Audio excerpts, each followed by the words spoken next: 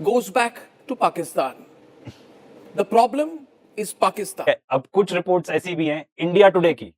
India today बता रहा है कि जो फादर है वो तो बोर्न इन हैदराबाद है, इंडियन पासपोर्ट। जो बेटा है ऑस्ट्रेलियन पासपोर्ट। वो फिलीपींस भी गए थे in a very notorious area which they say is very unsafe and वहां पे ट्रेनिंग वगैरह भी होती है। दे आर सेइंग कि वहां पे जब ट्रैवल करे थे ये तो जो फादर था उसके पास इंडियन पासपोर्ट था एंड जो फॉरेन मिनिस्ट्री इंडिया की उनको भी अब सॉर्ट ऑफ भेजा है क्वेश्चनर मीडिया की तरफ से या मे बी अथॉरिटीज ने भी भेजा है। तो भाई ये बहुत ही कॉन्फ्लिक्टिंग रिपोर्ट्स हैं। आगे जाके और बताते हैं किस टाइप की कॉन्फ्लिक्टिंग रिपोर्ट्स है, थोड़ी इनकी भी सुन ले। कन्वीनियंट लगता है कि उसने पाकिस्तानी क्रिकेट जर्सी पहनी हुई है एंड ये ड्राइविंग लाइसेंस से रिलेटेड एक और बड़ी फिशी बात है कि जो उसका एड्रेस लिखा है वहां पे वो गूगल हो रहा था इजराइल से even before this incident happened. उससे पहले ही। तो भाई ये ऐसा क्यों हो रहा था? सिमिलरली ये जो नवीद अकरम नाम है ये भी गूगल हो रहा था ये इंसिडेंट होने से पहले ही। मतलब आई गेस 9 दिसंबर तक को भी गूगल हुआ है एंड इंसिडेंट से पहले भी गूगल हुआ है, मतलब ऑलरेडी सर्च हो रहा था ये। एंड हमेशा ऐसा क्यों होता है? सिमिलर चीज हो रही थी जब ट्रम्प का असैसिनेशन अटेम्प्ट था, तो वो जो बंदा था मुझे नाम नहीं याद आ रहा उसका भी क्या कहते हैं गूगल हो रहा था, नाम पहले होता है। बताओ। एंड अगर पाकिस्तान क्रिकेट जर्सी पहनी है डजंट मीन कि वो पाकिस्तानी ही है। ठीक है, बहुत सारे लोग ऐसे अब हमारे यहाँ पे ठीक है लोग मेसी अभी आए थे तो मेसी की पहने हुए जर्सी तो क्या अर्जेंटीनियन हो गए by Pakistani nationals. ये फैक्चुअली इनकरेक्ट है, ये चीज कहीं प्रूव नहीं हुआ है। एंड ये जैसा बताया जा रहा है कहीं इंडिया टुडे ही बोल रहा है इंडियन पासपोर्ट और बाकी जगह काफी जगह इंडियन मीडिया में रिपोर्ट किया गया है पाकिस्तानी पासपोर्ट। एंड एक तो ऑस्ट्रेलियन नेशनल ही था ना, तो पाकिस्तानी नेशनल्स तो नहीं है, तो फैक्चुअली इनकरेक्ट है ये बात। अब देखो मैं पाकिस्तान को डिफेंड नहीं कर रहा हूं, ठीक है, बट मैं तो ये बता रहा हूं कि भाई रिपोर्टिंग ठीक करें ये लोग। हमारा होल एजेंडा ही जब हम इस टाइप के रिएक्ट एपिसोड करते हैं वो ये है कि भाई जो हमारी मीडिया है वो फैक्चुअली करेक्ट इन्फॉर्मेशन रिपोर्ट करे, ना कि अपना कोई नैरेटिव स्प्रेड करने की कोशिश करे। ऑस्ट्रेलिया में बोंडाई बीच सिडनी में वो टेररिस्ट अटैक होता है, ठीक है, जिसमें 15 लोग मारे जाते हैं। एंड हमारी इंडियन मीडिया की क्या कवरेज है सुनते हैं। Ladies and gentlemen, what Australia's Bondi Beach saw on Sunday was not just an ideologically driven terrorist attack. Ideologically driven नहीं रहा है ये कह रहे हैं आइडियोलॉजिकली ड्रिवन है। आगे आपको प्रूफ भी बताते हैं it is not ideologically driven. It was yet another terrorist attack that directly or indirectly goes back to Pakistan. The problem is Pakistan. 15 people were killed in Sydney, 27 are in hospital. The father-son duo were identified by the Australian media as a 50-year-old Sajid Akram and his 24-year-old son Naveed Akram, both from Pakistan. तो इसमें हमने जो research की ये सामने आया कि generally जो एक क्लेम है कि they are from Pakistan, certain foreign media has also picked up but they are not saying from Pakistan, they are saying Pakistani origin. ठीक है, तो कुछ रिपोर्ट्स ऐसी हैं जो बताती हैं दैट ये जो फादर है वो पाकिस्तान से आए थे, ठीक है, जो बेटा है वो बोर्न इन ऑस्ट्रेलिया ही है and he had an Australian passport. ठीक है, अब कुछ रिपोर्ट्स ऐसी भी हैं इंडिया टुडे की। इंडिया टुडे बता रहा है कि जो फादर है वो तो बोर्न इन हैदराबाद है, इंडियन पासपोर्ट। जो बेटा है ऑस्ट्रेलियन पासपोर्ट। वो फिलीपींस भी गए थे in a very notorious area which they say is very unsafe and वहां पे ट्रेनिंग वगैरह भी होती है। दे आर सेइंग कि वहां पे जब ट्रैवल करे थे ये तो जो फादर था उसके पास इंडियन पासपोर्ट था एंड जो फॉरेन मिनिस्ट्री इंडिया की उनको भी अब सॉर्ट ऑफ भेजा है क्वेश्चनर मीडिया की तरफ से या मे बी अथॉरिटीज ने भी भेजा है। तो भाई ये बहुत ही कॉन्फ्लिक्टिंग रिपोर्ट्स हैं। आगे जाके और बताते हैं किस टाइप की कॉन्फ्लिक्टिंग रिपोर्ट्स है, थोड़ी इनकी भी सुन लेते हैं। पाकिस्तान बहुत होने वाला है यहाँ, तो डिस्क्लेमर पहले ही दे रहा हूँ। The driver's license of Naveed Akram has come to light. He was wearing a Pakistani cricket jersey in the license picture. ये भी ना मुझे बड़ा कन्वीनियंट लगता है कि उसने पाकिस्तानी क्रिकेट जर्सी पहनी हुई है। एंड ये ड्राइविंग लाइसेंस से रिलेटेड एक और बड़ी फिशी बात है कि जो उसका एड्रेस लिखा है वहां पे वो गूगल हो रहा था इजराइल से even before this incident happened. उससे पहले ही। तो भाई ये ऐसा क्यों हो रहा था? सिमिलरली ये जो नवीद अकरम नाम है ये भी गूगल हो रहा था ये इंसिडेंट होने से पहले ही। मतलब आई गेस 9 दिसंबर तक को भी गूगल हुआ है एंड इंसिडेंट से पहले भी गूगल हुआ है, मतलब ऑलरेडी सर्च हो रहा था ये। एंड हमेशा ऐसा क्यों होता है? सिमिलर चीज हो रही थी जब ट्रम्प का असैसिनेशन अटेम्प्ट था, तो वो जो बंदा था मुझे नाम नहीं याद आ रहा उसका भी क्या कहते हैं गूगल हो रहा था नाम पहले। सिमिलरली वो जो चार्ली कर्क वाला इंसिडेंट था उसमें भी ये सब था। एंड ऑफ कोर्स खास बात तो ये है कि जो जहां से गूगल हो रहा था वो जगह इजराइल थी। वही इजराइल जो डिपार्टमेंट ऑफ होमलैंड सिक्योरिटी है ना यूएस, उसका अकाउंट भी इजराइल से ही ऑपरेट होता है। बताओ। एंड अगर पाकिस्तान क्रिकेट जर्सी पहनी है डजंट मीन कि वो पाकिस्तानी ही है। ठीक है, बहुत सारे लोग ऐसे अब हमारे यहाँ पे ठीक है लोग मेसी अभी आए थे तो मेसी की पहने हुए जर्सी तो क्या अर्जेंटीनियन हो गए? So he has Pakistani roots. Both the terrorists, father and son, are from Pakistan. Those who were killed were aged between 10 years and 87 years. One of the victims was a Holocaust survivor who died while shielding his wife from bullets. यार अर्नब, तुम्हें पता है during this time only Gaza में पूरा genocide हो गया। तुमने कौन सी खबर चलाई बताते हुए कि वहां पे कितने बच्चे मारे गए? बच्चों को चुन चुन के मारा जा रहा है, स्नाइप किया जा रहा है बच्चों को। भाई जब आप ये करना चालू कर दो तो उससे तो गया गुजरा कुछ है ही नहीं, उससे गया गुजरा कुछ नहीं है इस दुनिया में। और ये वाली न्यूज तुम पे कब कर रहे हो? तुमको पता है अभी भी वहां पे गाजा के अंदर इजराइल कंटिन्यूअस थोड़े थोड़े अटैक्स करते जा रहा है, ठीक है? वहां पे एड नहीं घुसने दे रहा, वहां पे तूफान आ गया, लोगों के पास शेल्टर नहीं है क्योंकि आपने सब कुछ तबाह कर दिया उधर, ठीक है? वहां पे टेंट्स भी नहीं है, टेंट्स का मटेरियल पूरा वेट कर रहा है ट्रक्स में, उसको एंटर नहीं करने दे रहे। थोड़ा बहुत ये भी कवर कर लिया करो। Dear viewers of Republic, the problem is Pakistan. The politically correct media will not say it. This is an import of Pakistani terrorism. This is an example of Pakistani terrorism. This is yet another global instance of terrorism originating from Pakistan. During 26/11, the Pakistanis said Kasab is not our man. Then we found he was a Pakistani citizen. ठीक है, ये तो था ही। In fact India ने ये जो जितना भी मजाक उड़ाते हैं ना मीडिया वाले, गौरव आर्या खास तौर पे, I have seen his videos, कि इतना डोसियर भेजते हैं इंडिया, हम भेजते हैं, कोई भी अटैक होता है और पाकिस्तान कुछ करता नहीं है। ऐसा नहीं है। हिला के रख दिया था पाकिस्तान को जब ये 26/11 अटैक्स हुए थे तब, और उसके बाद ही पाकिस्तान, कुछ साल बाद पाकिस्तान FATF ग्रे लिस्ट में आ गया था।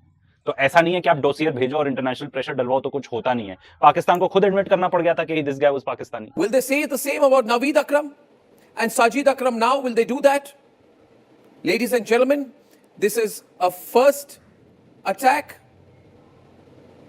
in Sydney on a religious gathering which is Jewish on the first night of Hanukkah by Pakistani nationals. ये फैक्चुअली इनकरेक्ट है, ये चीज कहीं प्रूव नहीं हुआ है। एंड जैसा बताया जा रहा है, कहीं इंडिया टुडे ही बोल रहा है इंडियन पासपोर्ट, और बाकी जगह काफी जगह इंडियन मीडिया में रिपोर्ट किया गया है पाकिस्तानी पासपोर्ट। एंड एक तो ऑस्ट्रेलियन नेशनल ही था ना, तो पाकिस्तानी नेशनल्स तो नहीं है, तो फैक्चुअली इनकरेक्ट है ये बात। अब देखो, मैं पाकिस्तान को डिफेंड नहीं कर रहा हूं, ठीक है, बट मैं तो ये बता रहा हूं कि भाई रिपोर्टिंग ठीक करें ये लोग। हमारा होल एजेंडा ही जब हम इस टाइप के रिएक्ट एपिसोड करते हैं वो ये है कि भाई जो हमारी मीडिया है वो फैक्चुअली करेक्ट इन्फॉर्मेशन रिपोर्ट करे, ना कि अपना कोई नैरेटिव स्प्रेड करने की कोशिश करे। और इस पूरे इंसिडेंट में इसने कभी भी उस आदमी का नहीं जिक्र किया जो नैरेटिव इंजीनियर है, जो अक्टूबर 7 के अटैक्स में भी पाया गया था, यहां भी पाया गया, and full fledged Israeli spokes person है। इतना बड़ा कोइंसिडेंस है, तुमने अपने पूरे 12 मिनट के कवरेज में वो बताया नहीं, पाकिस्तान पाकिस्तान करते रह गए। And that is where the story begins. Now let me take you back. All the recent instances that we have seen and experienced, the entire Pahalgam attack was an exercise based on the same religious profiling. The victims were told by the Pakistanis, recite the kalma. If you can't recite the kalma, you'll be killed. This is the ask. Again इसमें एक और factually incorrect, हम देखो Indian है, हम deny नहीं कर सकते कि वो पाकिस्तान से थे, नहीं तो। पर प्रॉब्लम ये है कि 26/11 और पहलगाम में, दोनों में इशू ये है कि पहलगाम के टाइम पे कोई भी हम ऐसा प्रूफ नहीं बता पाए कि वो पाकिस्तानी है। नंबर 1, इंटरनेशनली कोई भी नहीं कह रहा कि वो पाकिस्तानी है, सिर्फ हम ही बता रहे हैं। तो that is a big problem. 26/11 के टाइम में तो पाकिस्तान ने खुद अग्री कर लिया था कि हाँ, उनकी partly it was executed from our soil. Munir template of terrorism that Australia has seen, and the Australians need to know. The man who heads the defense forces of Pakistan is the origin of contemporary Islamist terrorism originating from Pakistan going across the world. This is what happened in Red Fort. India ने नहीं बोला कि Red Fort एक terrorist attack था, and there is a good reason for it, क्योंकि हमारे यहां से स्टेटमेंट जा चुकी थी ऑलरेडी कि अगर टेररिस्ट अटैक होगा तो we will treat it as an act of war. तो हमारे किसी भी स्टेटमेंट में ये नहीं बताया गया कि this was a terrorist attack, for the reason मैंने अभी बताया। This is what happened in Pahalgam. This is what happened in 26/11. And this time they chose a Jewish gathering. They chose Jews in Australia. Kill if they think you don't deserve to live. Kill if they can't recite the kalma. Kill if you think they are kafirs. Kill them if they are not from your religion. Ladies and gentlemen, Pakistan is the epicenter of global terrorism. To anyone watching this in Australia, I want to tell you, tell your government that what Netanyahu said is very right. Netanyahu का example दे रहे हैं यार, एक the biggest criminal in this world, the biggest war criminal also in this world, उसका example दे रहे हैं। मतलब ये रिपब्लिक कितना इन्फ्लुएंस्ड होगा बाय इजराइल, आई वंडर। जो इंसान is responsible for a genocide the likes of which दुनिया ने नहीं देखा, उसकी स्टेटमेंट्स तुम सपोर्ट करोगे। एंड बाय द वे ये भी बता दें, अगर बात हो ही रही है कि वो पाकिस्तान से था या इंडिया टुडे कह रहा है कि उसका इंडियन पासपोर्ट था, there are also reports, and अब हो सकता है कि they been taken down from the internet, कि ये जो बंदे थे इनकी अगर वीडियो भी देखोगे, इतने स्किलफुली ये कर रहे हैं, कोई भी मिलिट्री ट्रेंड इंसान ही ऐसा कर सकता है, इस तरीके से गन चला सकता है, ऐसा एक्सपर्ट्स का मानना है, ठीक है। एंड ये भी बताया जा रहा है कि they were IDF personnel, that guy, one of the guys was an IDF personnel. तो अब क्या बोलोगे भाई? और भाई अगर मान लो ऐसे मारना भी है जूस को, तो भाई सबसे ज्यादा जूस कहाँ है? ठीक है, आपके वहां पे इजराइल में है, तो उधर जाके करते ना अटैक, ज्यादा इंपैक्टफुल होता। ठीक है, जाके ऑस्ट्रेलिया में करना है ये, सिर्फ ऑस्ट्रेलिया में। एंड ऑस्ट्रेलिया में करने के बहुत बड़े रीजंस भी हैं, हमने एक पूरा वीडियो बनाया, उसमें बताया ऑस्ट्रेलिया ने रिकॉग्नाइज कर लिया पैलेस्टीन को। बीबीसी में रिपोर्टेड है कि जो एंटीसेमिटिक क्राइम्स हैं जो ऑस्ट्रेलिया में हो रहे हैं वो फॉरेन फंडेड है। एंड जो वहां का प्रेसिडेंट एल्बनीज़ है उसने खुद बताया कि ये फॉरेन फंडेड है, ठीक है, एंड ये किसी भी आइडियोलॉजिकल रीजन की वजह से, जैसे अर्नब मेंशन कर रहा था, तो their prime minister has said कि किसी भी आइडियोलॉजिकल रीजन की वजह से वो नहीं कर रहे हैं, वो पैसों के लिए कर रहे हैं, सिर्फ पैसा। तो कौन करा रहा है भाई ये सब? एंड ये एंटीसेमिटिज्म ये सब कौन दोहराता है? इजराइल दोहराता है, सबसे ज्यादा फायदा उनको होता है भाई। अगर मान लो एंटीसेमिटिज्म फैल रहा है तो फिर क्या होगा? दुनिया कहेंगे भाई we are Jews, we are not safe. कहां जाके रहेंगे? इजराइल में। इजराइल से लोग निकलना चाह रहे हैं, it is proving to be a failed state. वहां से अगर लोग ही चले जाएंगे, मिनिमम थ्रेशोल्ड बचेगा ही नहीं लोगों का, तो घंटा चलेगा कोई देश? लोग निकलना चाह रहे हैं, वो वीडियोस इतने सारे हैं कि पोर्चुगीज पासपोर्ट मिल रहा है तो लाइन में लग गए हैं। एंड इतनी सारी रिपोर्ट्स हैं, इंक्लूडिंग इजरायली रिपोर्ट्स, जो बता रहे हैं कि tsunami of Israelis want to leave Israel. आओ ये नेतन्याहू का भी सुन ले क्या कह रहा है। On August 17th, about 4 months ago, I sent Prime Minister Albanese of Australia a letter in which I gave him warning that the Australian government's policy was promoting and encouraging anti-Semitism in Australia. I wrote, "Your call for a Palestinian state pours fuel on the anti-Semitic fire. It rewards Hamas terrorism. It emboldens those who menace Australian Jews and encourages the Jew hatred now stalking your streets. Anti-Semitism is a cancer. It spreads when leaders stay silent. It retreats when leaders act. I call upon you to replace weakness with action, appeasement with resolve." Instead, Prime Minister, you replaced weakness with weakness, and appeasement with more appeasement.